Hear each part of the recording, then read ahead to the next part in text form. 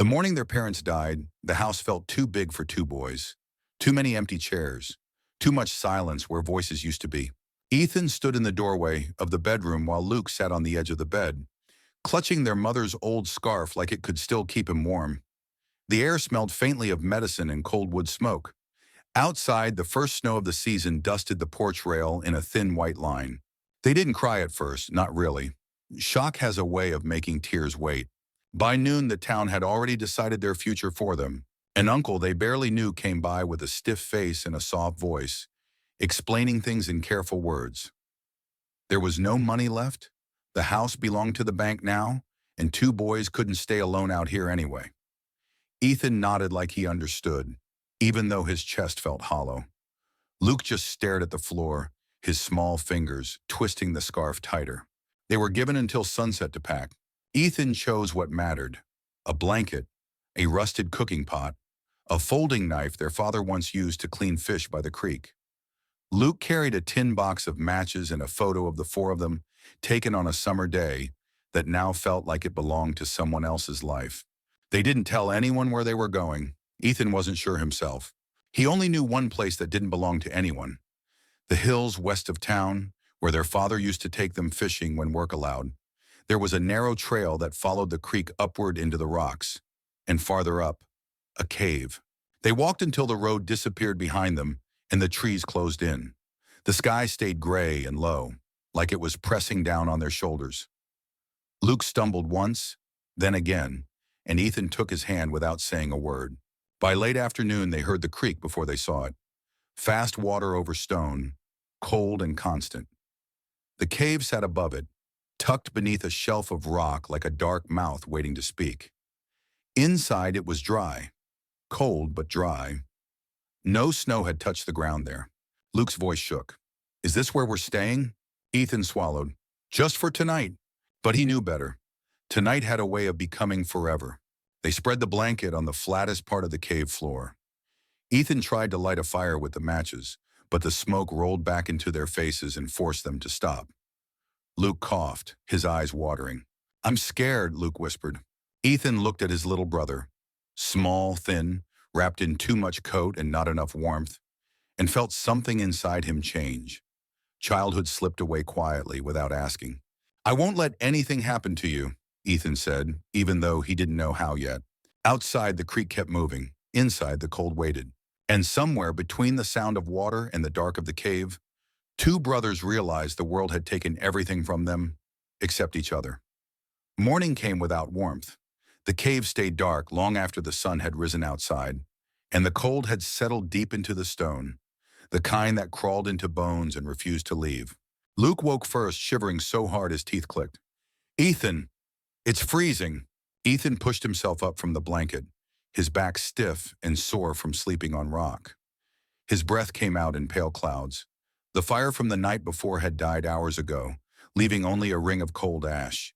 "I'll fix it," he said, though he didn't yet know how. They stepped outside, blinking into the gray morning. The creek rushed past, louder than it had sounded the night before, swollen from melting snow upstream.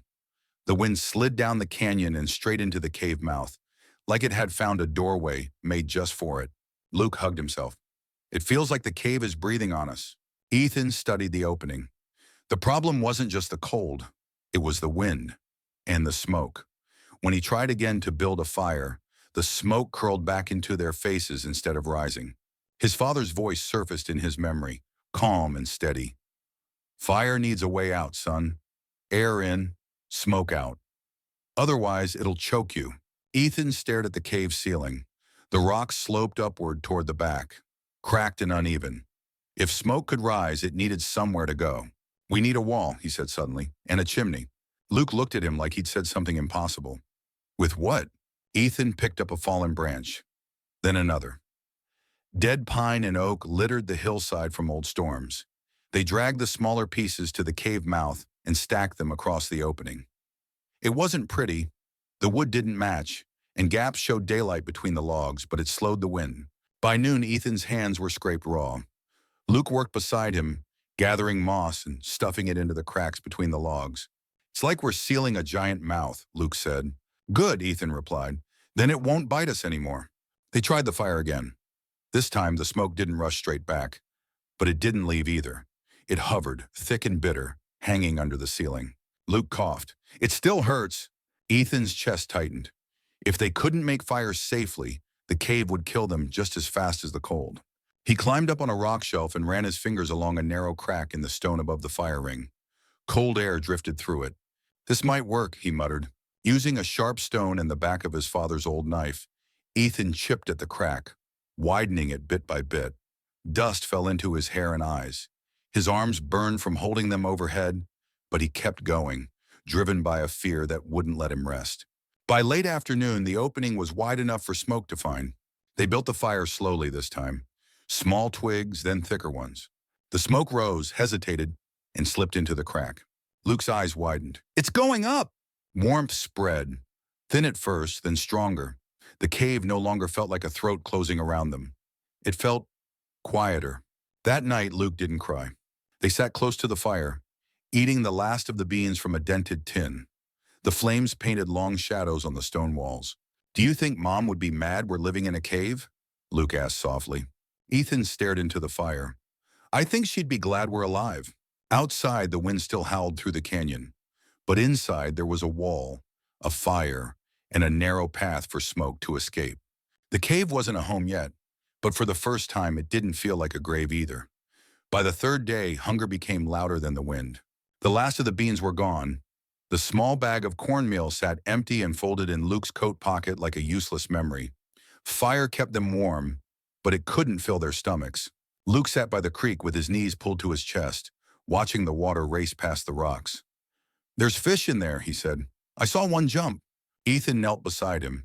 He saw them too, quick flashes of silver sliding through the current. But the creek ran fast and shallow, and every time Luke tried to grab one with his hands, it vanished downstream like it had never been there. "We need to slow the water down," Ethan said. Luke frowned. "How?" Ethan scanned the bank. Smooth stones lined the edges of the creek, some as big as footballs, others no larger than his fist. His father's old lessons came back to him in pieces. How water moves, how it listens to shape more than force. "A dam," he said quietly, "just a small one." They started with the biggest stones, rolling them together until they wedged across the narrowest part of the creek. Cold water soaked through their boots as they worked. Luke's fingers turned red and numb, but he didn't complain. He carried smaller rocks and packed them into the gaps one by one. By afternoon, the water began to back up. It slowed, it deepened. The creek changed its voice from rushing to whispering. Fish gathered in the new pool, circling in the calmer water like they were curious. Luke stared. "They're staying." Ethan tied a piece of string to a bent bit of wire he'd found near the cave. Luke dug worms from the soft mud under a fallen log. The first cast failed, the second one too. On the third try, the line twitched. "Wait," Ethan whispered. "Let it take it." Luke held his breath. The line dipped. He pulled. A trout broke the surface, flashing in the gray light. It slapped the water hard, then landed on the stones with a sound like dropped glass. Luke froze. "I did it." Ethan laughed. A sharp, surprised sound he hadn't heard come out of himself in days. "You did." They cooked the fish over the fire that night, laid across a green branch. The smell filled the cave, rich and real. Luke ate slowly, like he was afraid the meal might disappear if he rushed. They caught more the next day, and the next. Ethan showed Luke how to split the fish open and hang them near the fire to dry. He salted them with what little they had left from a forgotten packet in his pocket. The cave began to smell like smoke and river, and something close to safety. Luke took his job seriously. He gathered kindling each morning and stacked it by size. Thin twigs, then thicker branches, then solid pieces of oak. He learned which wood snapped clean and which crumbled into useless dust. One afternoon, while Ethan was fixing a loose stone in the wall, Luke built the fire by himself. Ethan watched from across the cave, heart tight in his chest. "You did that right," he said. Luke grinned, soot on his nose. "You taught me." At night, the firelight flickered across the cave walls, and the shadows no longer looked like monsters. They looked like shapes that stayed where they were supposed to. But the sky began to change. The clouds sank lower. The wind carried a sharper edge. The creek started to form thin skins of ice along its banks each morning. Luke noticed first. "Winter's getting angry," he said. Ethan looked at the dam, at the fish pool, at the wall and the narrow chimney hole they'd carved in the stone. They had food, they had fire, they had shelter. But winter hadn't tested them yet, and both brothers could feel it coming. The storm came in the night. At first it was only wind, rattling the branches outside the cave and whispering through the cracks in the wall. Then the snow followed, soft at first, then thick, then loud, like handfuls of gravel thrown from the sky. By morning, the world beyond the cave mouth had vanished. Ethan woke to coughing. Luke was curled near the fire, his face pale, his chest rising in short, shallow bursts. The cave smelled wrong, sharp and bitter instead of warm and smoky. The fire still burned, but the smoke wasn't leaving. It was sinking. Ethan's stomach dropped. He looked up at the chimney opening they had carved into the stone ceiling. No gray ribbon of smoke escaped. Nothing moved. "Luke," he said, shaking him gently. "Hey, wake up." Luke's eyes fluttered open. "It's hard to breathe." Ethan didn't answer. He grabbed his coat and yanked it on with shaking hands. The wind outside screamed like something alive. The chimney had to be blocked. He pushed the door open, but it barely moved. Snow had piled against it, packed tight by the wind. He shoved again, using his shoulder this time. Cold exploded into the cave. Snow rushed in like white smoke. "Stay by the fire," he told Luke. "Don't move." Outside, the storm erased everything. The creek was gone under a sheet of white. The rocks were hidden. Even the sky and the ground looked the same. Ethan felt his way along the stone wall, using it like a guide rope. His fingers burned, then went numb. He climbed toward the rock shelf above the cave mouth where the chimney opened. Snow stung his face. The wind tried to knock him sideways. When he reached the top, he saw it. The chimney was sealed. A thick plug of ice and snow had packed itself into the opening, hard as stone. "No," he whispered. He raised the back of his knife and slammed it into the ice. Nothing. He struck again. His arms felt weak, slow. The cold chewed at his hands. Inside the cave, Luke coughed again. Ethan swung harder. Crack! A small piece broke free. Smoke leaked out, black against the white storm. He chipped again, and again. Ice cut his knuckles. His fingers went stiff, clumsy. The wind roared in his ears, but he kept hitting, kept scraping, kept breaking away the frozen block. His thoughts narrowed to one thing. If I stop, he won't breathe. At last, the blockage gave way. Smoke burst upward, pulled by the cold air like it had been waiting for permission. It rose into the storm and disappeared. Ethan sagged against the rock. His lungs burned. His hands didn't feel like his anymore. Getting down was worse. His boots slipped on the stone. He slid the last few feet and hit the ground hard, knocking the breath out of himself. He crawled back inside the cave and slammed the door shut behind him. The smoke inside was already thinning. The fire burned clean again. Luke lay where he'd left him, eyes wide. "You came back," Luke whispered. Ethan nodded and tried to smile, but his teeth were chattering too hard. He dropped beside the fire. His fingers were white, stiff as wood. Luke pressed his own hands around Ethan's. "Don't fall asleep." "I won't," Ethan said, though the world felt soft at the edges. They sat there while the storm screamed outside, feeding the fire stick by stick. Slowly, pain rushed back into Ethan's hands in hot waves. He clenched his jaw and stayed awake. The blizzard lasted 2 days. When it finally loosened its grip, the cave still stood. The wall held. The chimney drew clean. The dam down by the creek was half buried in snow, but it hadn't broken. They stepped outside together when the sky cleared. The world was white and silent. Luke looked up at the thin trail of smoke rising from their chimney. "It almost took me," he said. Ethan put a hand on his shoulder. "Not today." Winter had finally shown its teeth, and the brothers were still standing. When the storm finally moved on, it left the world looking brand new and unforgiving. Snow covered the creek like a white blanket. The trees stood stiff and silent, their branches bowed under the weight. For a moment, Ethan and Luke didn't step outside. They just listened. To the fire, to the soft pull of air through the chimney, to the quiet that meant they were still alive. Ethan opened the door first. Cold rushed in, sharp and clean. The dam was still there, half buried in snow but holding strong. Behind it, dark water moved slowly, and beneath the ice, shadows flickered. "There's still fish," Luke said, amazed. They worked carefully that day, breaking ice at the edge of the pool and clearing snow from the dam so it wouldn't collapse. Their boots soaked through, their hands burned with cold, but they didn't stop. When Luke pulled out the first trout after the storm, he laughed so hard he almost dropped it.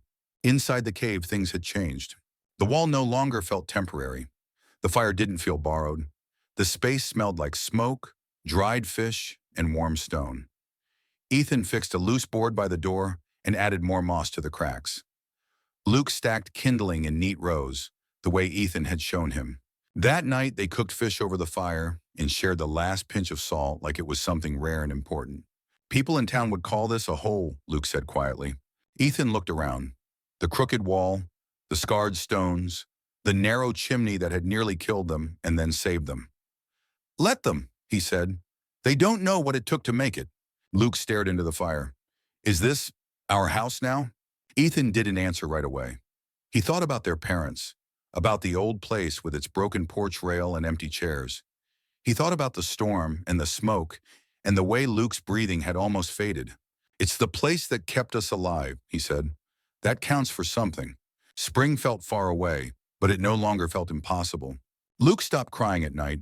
He started talking about what they'd do when the snow melted, setting real traps, fixing the dam higher, maybe planting something near the creek. Ethan listened and realized something scared him more than the cold ever had. Luke was learning to hope again. Outside, people would probably give their shelter a name, something sad, something small. But inside it had another name, home. Not because it was safe, not because it was warm all the time, but because no one was alone in it. Two brothers, one fire, one dam, one place that refused to let them disappear. And now I want to ask you something. What would you have done in their place? Would you have stayed near town and begged for help? Or walked into the mountains with nothing but what you could carry? Do you think a place becomes a home because of walls or because of the people inside it? If this story moved you, even a little, please take a second to support the channel. Tap like so more people can find stories like this. Leave a comment and tell me where you're watching from. And if you enjoy emotional survival stories like this one, don't forget to subscribe so you won't miss the next chapter. Because sometimes the strongest homes are built after everything else is gone.